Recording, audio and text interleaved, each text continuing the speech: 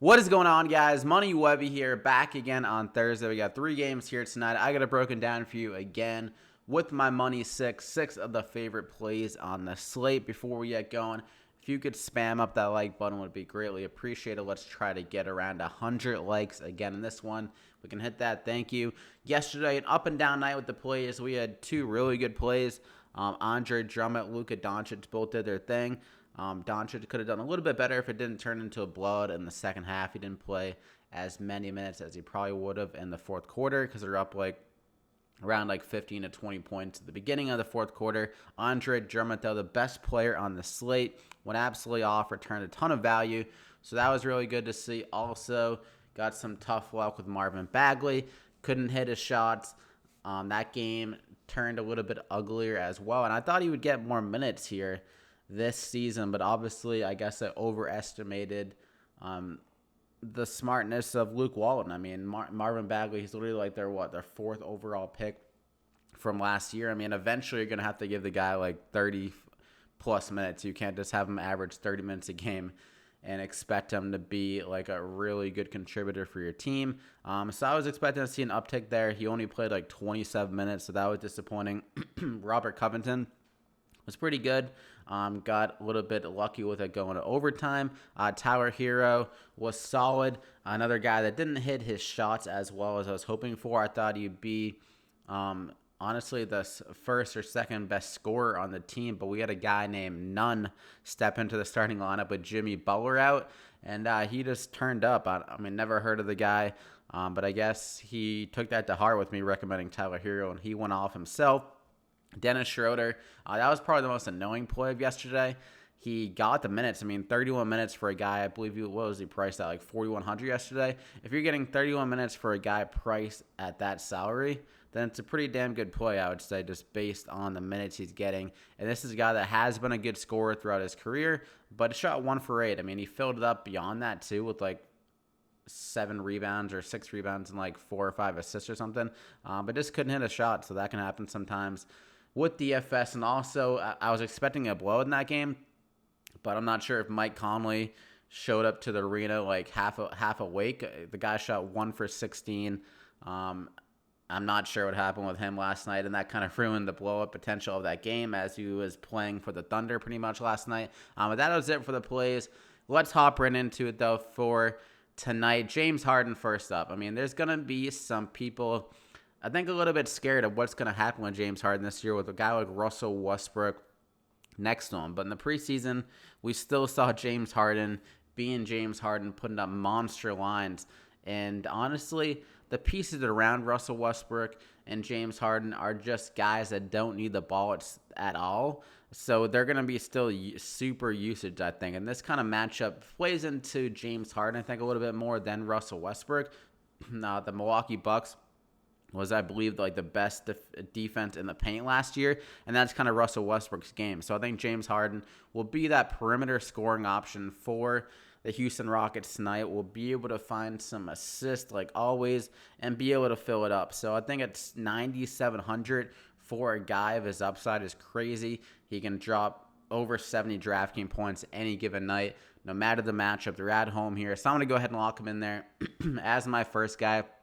Then I'm going to go with Steph Curry. So I think this is the night where you go stars and scrubs. There are some potential really good values if things turn their way off the bench, and even a few guys in starting lineups here tonight. Despite it being a 3-game slate, there are some guys that are interesting. Obviously, they carry some risk, but if one of those guys hits, then you can be in a monster night, because I think Steph Curry and James Harden are both really safe with their, I think honestly they'll probably have the 2 highest usage rates. Maybe Giannis will be up there as well, but I think these 2 guys will have the best usage rates tonight. I think Steph Curry is going to be in for a monster statistical year. I mean, you're talking 2 main focal points of their offense now out of the offense this year, and then you put in D'Angelo Russell, a guy that can be very hot and cold, and if he doesn't have it, then they're probably going to have to turn to Steph Curry a little bit more. So at 9,400 here, going against a Clippers defense that's not great. They play undersized. Steph Curry can get to the paint if he wants to. He can find Draymond Green down low for some potential assist. And I think he's going to be able to turn up in this first game. Should see an uptick in minutes as well. Like I said, they're their depth isn't great. They can't really have like Kevin Durant or Klay Thompson carry the second unit. So they're going to have to ask a lot more to Steph Curry this year. And at 9,400 for his potential upside, with that in mind, and the usage spiking up, the minutes potentially spiking up, and this should be a high-scoring game against the Clippers. So I'm going to go ahead and lock him in there as my second guy. Then I'm going to go back to the well with Andre Drummond at 8,300. Literally, I think he's like the same price as last night, and there is some risk, obviously, with back-to-backs. But who else are they going to turn to besides Andre Drummond? Pretty much he was carrying the team last night. Whenever he was on the court, I'm not sure what his final plus-minus was, but when I was following the game, feels like whenever Drummond was in the game, they were holding their own. They were getting leads and stuff like that, being able to go on scoring runs. As soon as he came out, the Pacers came like storming back. I'm not sure if I was just imagining things, but it seemed like that was the case. And he played, 42 minutes, I believe, last night. Even if he sees 30 minutes in this game, I think he can return value at 8,300 in a very soft matchup against the Atlanta Hawks. Alex Len, not known for his defense, has been bullied against bigs like Andre Drummond in the past. And Andre Drummond, if he's shooting 8 for 10 from the free throw line, he's going to have a monster year. I know he's been saying he's been putting a lot of work into his jump shot, just his free throws.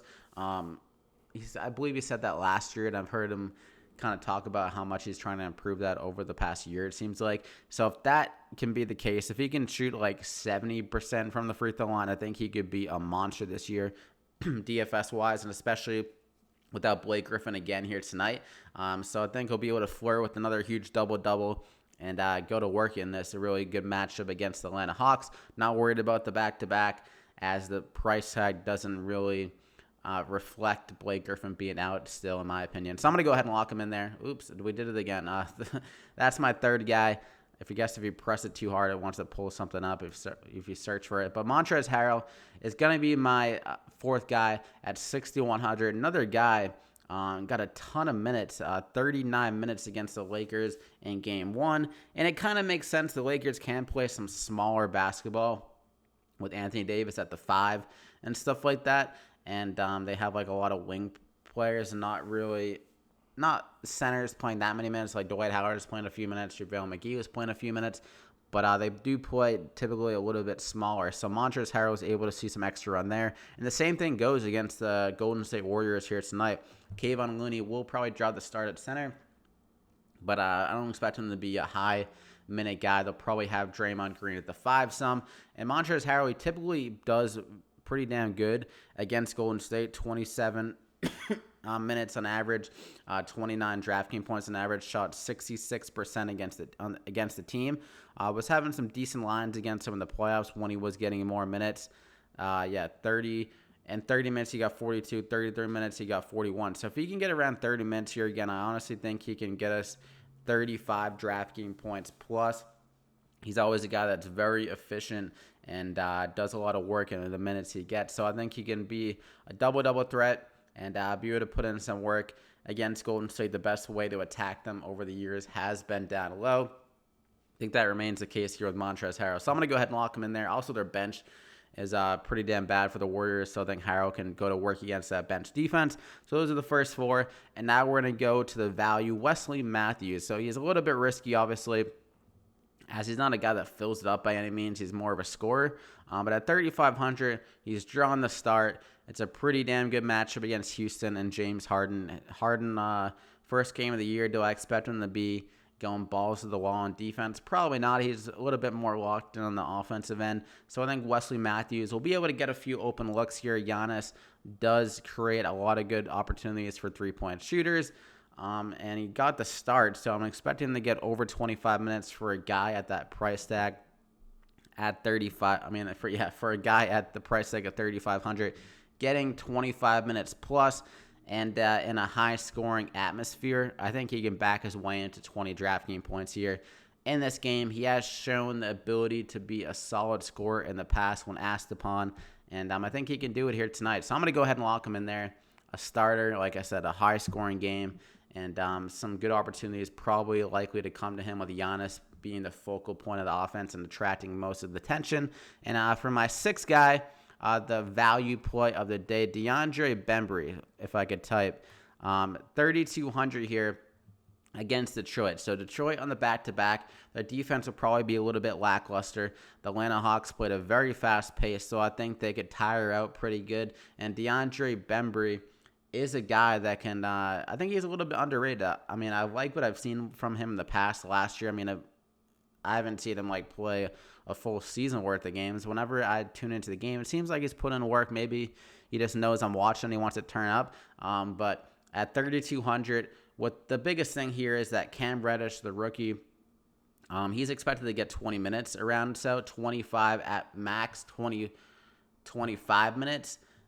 So if that's the case, he'll get 25 minutes as a starter, which isn't typically starter minutes. That's the minimum typically for a starter to get. And Kevin Huerter, the bench shooting guard, he was a starter last year, is expected to get a max 15 minutes. So we're talking 35 minutes. That's typically what a starter gets at the max. Is not the max, but compared to James Harden would get 40 minutes. But that's typically a good solid amount of minutes for a starter is 35. So that leaves a good chunk of minutes left for DeAndre Bembry, who will be playing alongside Kevin Huerter in those 15 minutes likely, and also can take those starter minutes away from Cam Reddish when he is not playing after those 25 minutes. So I think DeAndre Bembry could get 20-plus minutes here at 3,200. Soft matchup against the Detroit Pistons. They're not very good against shooting guard or wing players defensively. Like I said, they're on the back-to-back. Defense probably won't be as good as it could be with that in mind.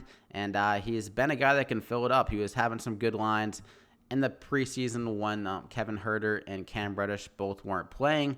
And he's a guy that can rebound. He can fill it up with some steals. Like we see last year, he was putting up some nice lines when he was getting minutes.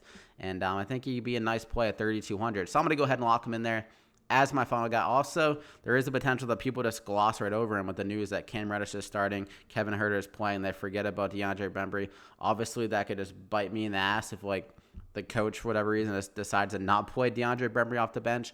But it would just all signs point to him playing, as he got the start in preseason games without Reddish and Huerter. So they must feel pretty confident in him going into this year, and the ability he was able to show last year has me feeling good. So that's the money 60. You got James Harden, Steph Curry, Wesley Matthews, Montrezl Harrell, Andre Drummond, and Bembry. So honestly, I think Bembry has the keys to this slate. I mean, this guy, honestly, I think he can give us 25 to potentially 30 minutes, especially if those guys' injuries flare up during the game. If one of them just doesn't feel himself out there, then Bembry could get close to 30 minutes. And I think, honestly, if he gets 30 minutes, he could just break the whole entire slate. James Harden always has that ability to break slates, and this should be an exciting one. So I hope you enjoyed it. Drop a like in the video. Let's try to get 100 likes. That'd be appreciated. Subscribe to the channel to continue to get these NBA DFS picks the remainder of the season.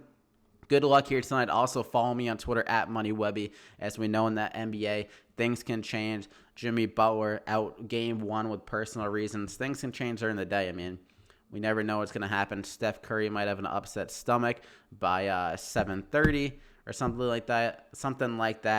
So I will keep you updated on Twitter there at MoneyWebby. So make sure to follow me there.